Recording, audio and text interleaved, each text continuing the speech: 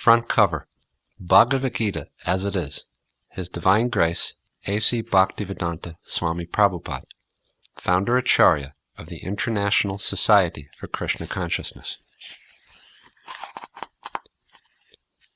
Bhagavad-gītā As It Is, Complete Edition.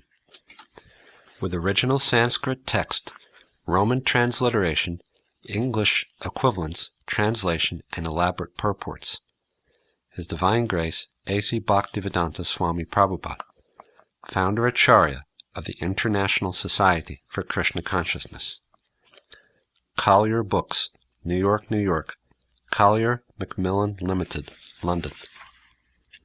Copyright 1972 by Bhaktivedanta Book Trust. Library of Congress Catalog Card Number 7279319. First Collier Books Edition, 1972. Facsimile reprint, 2002-2004. To Śrīla Baladev Vijayabhushan, who presented so nicely the Govinda Bhashya commentary on Vedanta philosophy. Foreword. The Bhagavad-gītā is the best known and the most frequently translated of Vedic religious texts. Why it should be so appealing to the Western mind is an interesting question. It has drama, for its setting is a scene of two great armies, banners flying, drawn up opposite one another on the field, poised for battle. It has ambiguity, and the fact that Arjuna and his charioteer Krishna are carrying on their dialogue between the two armies suggests the indecision of Arjuna about the basic question. Should he enter battle against and kill those who are friends and kinsmen? It has mystery, as Krishna demonstrates to Arjuna his cosmic form.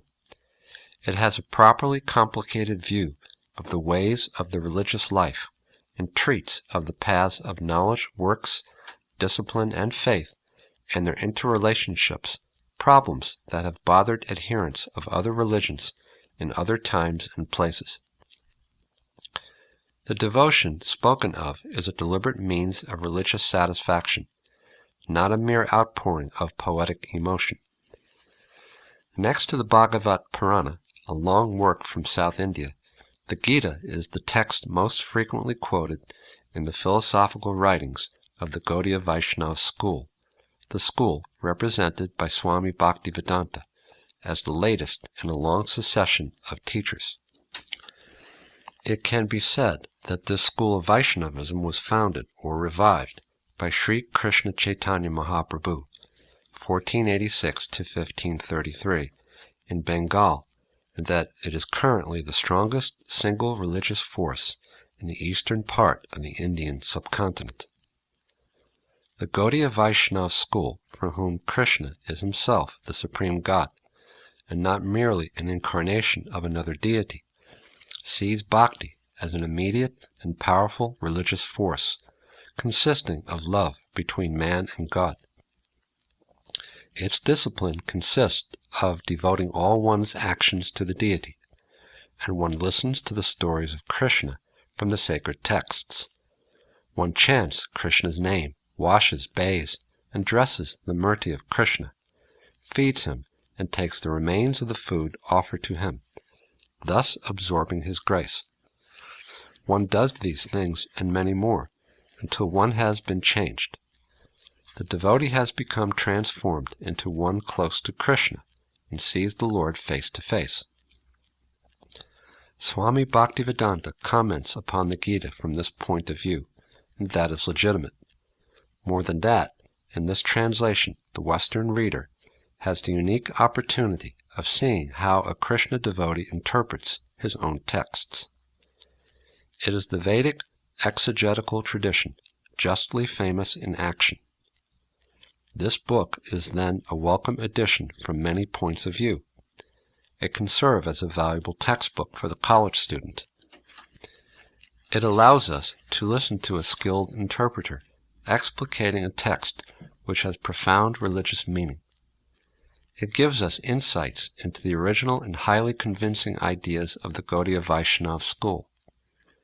In providing the Sanskrit in both Devanagari and transliteration, it offers the Sanskrit specialist the opportunity to reinterpret or debate particular Sanskrit meanings, although I think there will be little disagreement about the quality of the Swami's Sanskrit scholarship. And finally, for the non-specialist, there is readable English and a devotional attitude, which cannot help but move the sensitive reader. And there are the paintings, which, incredibly as it may seem to those familiar with contemporary Indian religious art, were done by American devotees. The scholar, the student of Gaudiya Vaishnavism, and the increasing number of Western readers interested in classical Vedic thought have been done a service by Swami Bhaktivedanta. By bringing us a new and living interpretation of a text already known to many, he has increased our understanding many-fold, and arguments for understanding in these days of estrangement need not be made. Professor Edward C. Dimmock, Jr., Department of South Asian Languages and Civilization, University of Chicago.